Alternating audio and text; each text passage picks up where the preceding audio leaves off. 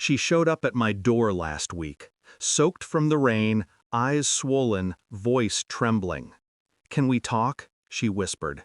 It's funny.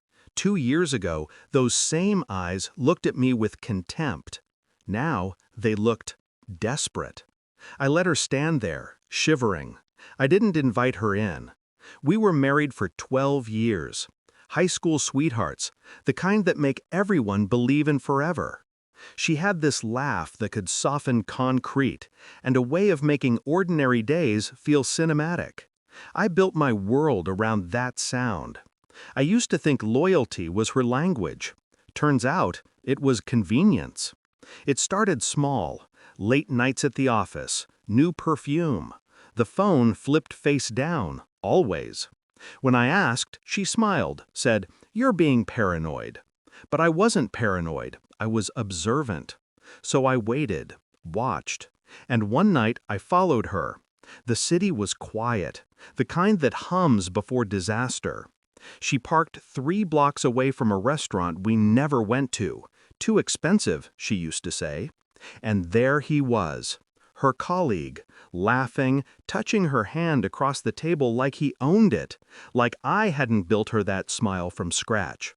I didn't confront her, not yet.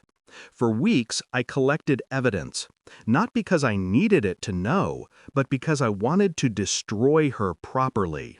Screenshots, receipts, GPS logs. Her affair wasn't passion, it was strategy. He was her boss, a divorced man with money, property, and promises. She thought she was upgrading. And when she left me, she didn't cry. She didn't hesitate. Just a cold, "I've met someone, I'm sorry." No anger, no drama, just finality. Like I was an old lease she'd outgrown. Everyone pitied me. "Move on," they said. "She'll regret it," they promised. But I didn't want her regret. I wanted her collapse. I filed for divorce quietly, didn't contest, didn't plead. I let her think I was broken. While she played house with him, I rebuilt. Slowly, quietly. New job, new investment. I sold our house for less than market value to her boss's ex-wife. She didn't know that part. And while they flaunted their love online, her lover's company began to unravel. You see, I knew things.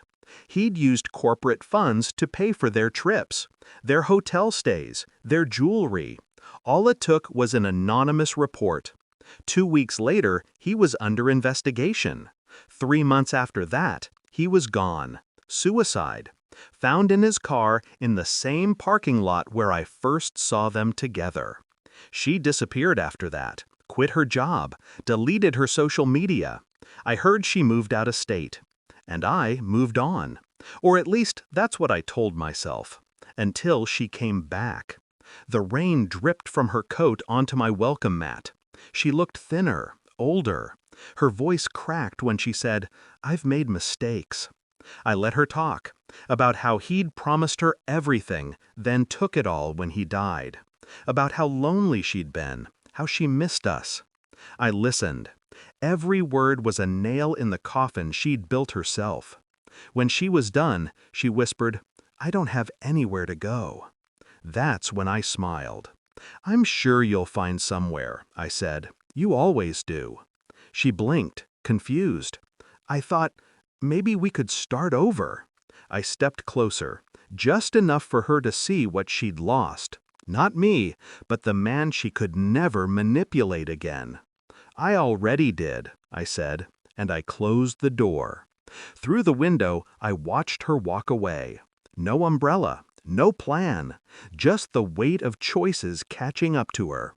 I thought I'd feel triumphant, but all I felt was peace. Because revenge isn't about destruction, it's about control. And in that silence, the kind that follows when a storm finally breaks, I realized something. I never wanted her back. I just wanted her to know what it felt like to be replaced. She taught me how.